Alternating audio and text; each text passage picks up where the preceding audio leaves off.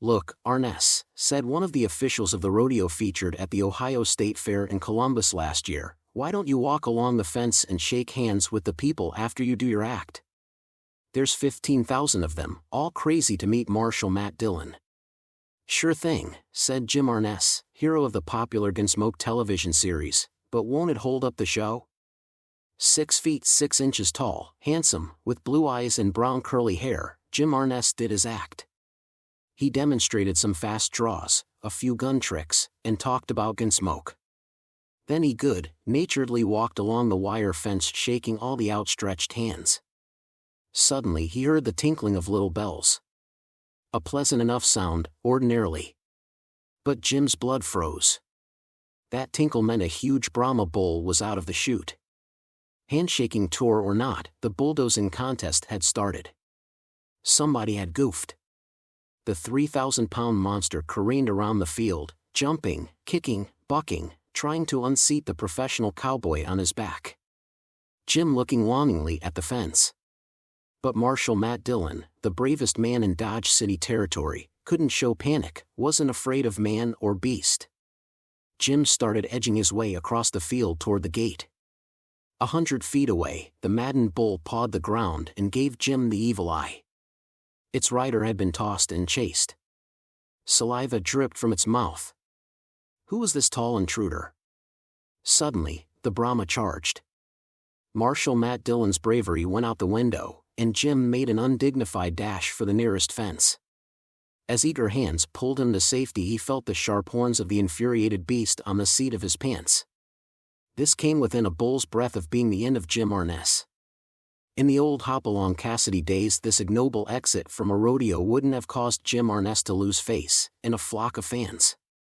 But in these days of the adult Western, the hero is recognized as a human being, as susceptible to human failings as the villain. Jim Arness almost lost his life, but nary a fan, and he has plenty of them to lose. As the Marshal of Dodge City territory, Jim is the most popular of the TV cowboys. Gunsmoke, one of the first of the adult westerns, got off to a good start way back in September 1955, with a rating of 32.6. CBS hopefully put the show up against NBC's Wonder Boy, George Gobel, whose ratings had been soaring into the stratosphere. "We thought we were sunk before we even got started," said Jim. "It wasn't easy to do, but we broke his back in one season."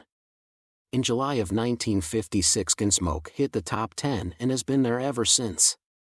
It became the #1 show on television, according to all the rating systems, in June 1957, and has stayed in that enviable spot ever since.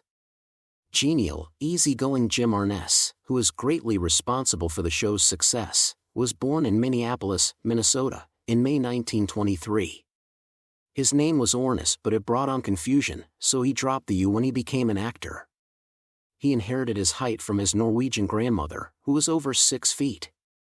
In grade school and high school, Jim took part in dramatics, and sang in the church choir on Sundays. But the minute school closed each June, he lit out for the North Woods of Minnesota for lazy happy months of fishing, hunting and sailing. In 1942 he entered Beloit College in Wisconsin, was promptly drafted and sent to Europe with the 3rd Infantry Division. Badly wounded on the Anzio beachhead, he spent a year in the hospital and was discharged in 1945. He returned to Minneapolis for a go at radio announcing. One night he went to the theater to see Tallulah Bankhead. I don't even remember the name of the play. It wasn't a good play, just sort of a pleasant tour de force. But Tallulah was fabulous and stimulating. The excitement was contagious. I decided then and there to try my luck at acting in Hollywood. If I couldn't find a job, at least I could swim in the Pacific and soak up some sunshine. The initial break in Hollywood came easy. After a couple of small parts with a little theater group, he was signed by RKO to play one of Loretta Young's tall brothers in The Farmer's Daughter at $400 a week. I had it made, I thought. Jim recalls. Jim was a restless fellow in those days. With his bundle from the picture, he roamed the Pacific coastline from Santa Barbara to the tip of Mexico. 9 months later he was back in Hollywood, flat broke. I couldn't land another job in Hollywood for a whole year and a half. He worked all sorts of jobs, laborer in a construction gang, carpenter, advertising salesman, with sporadic appearances with little theater groups. In a Pasadena Playhouse production of Candida he met Virginia Chapman. They were married, and Jim kissed his roaming days goodbye forever. MGM signed him for Battleground and put him under contract, but after a few small parts he and the studio called it quits. The male stars didn't want me in their pictures, says Jim sadly. And you could hardly blame them. There was a rash of 5 feet 5-inch stars at that time and they didn't want Jim towering over them. But another tall man, John Wayne, put him under contract. Jim played a series of rugged roles with Wayne's company until May 1955, and did several films on loan out. The character of Marshal Matt Dillon was conceived by CBS in the summer of 1955. It was a part that called for a man whose physical stature alone commanded respect. The part was first offered to John Wayne, says Jim. He turned it down and suggested me. They tested E and some 20 other tall guys. I never heard a word from them. So I took another picture and went to the Bahamas on location. That did it. The minute I was out of reach they wanted me. It's the surest way in this business to get a job. After he was signed, Jim learned the fast draw and other gun tricks from a professional. Jim works on Gunsmoke like a Trojan 9 months of the year, often flying out on Friday nights to appear at rodeos and state and county fairs all over the country. He shakes hands until his arm almost falls off.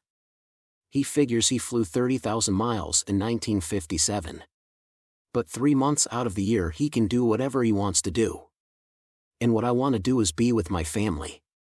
If I ever find myself losing contact with my wife and kids, I'll give up acting.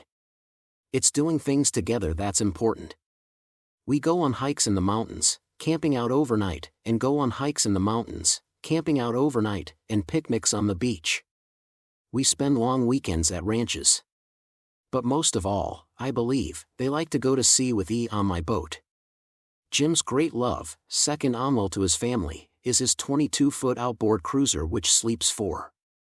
The Arnesses have 3 children, Craig, 11, Jenny Lee, 8, and Rolf, 6, all who think Dad is the bravest man alive in spite of the Brahma Bull incident. They live in a rambling old California ranch house in Pacific Palisades, a good stone's throw from the ocean. There's a huge spreading oak tree in the backyard in which Jim has built 3 tree houses, the favorite hangout for the neighborhood kids. Mrs. Arness gave up acting temporarily to have babies. But now she is planning to return to the theater, with Jim's hearty consent. If their plans work out to co-star in a revival of Robert Sherwood's Road to Rome, it'll be their first play together since Candida. Jim is a quietly ingratiating fellow. Like Marshal Matt Dillon, he indulges in a few mock heroics and has the adult Western faculty for tolerance and understanding. Arriving home recently, after a 12-hour workday at the studio, a day filled with gunshots, he struck his key in the lock and felt a gun in his back.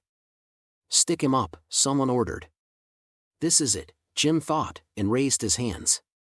It called for all the tolerance and understanding he possessed when the shock wore off and he realized it was just a bunch of the neighborhood kids playing Gunsmoke with the marshal.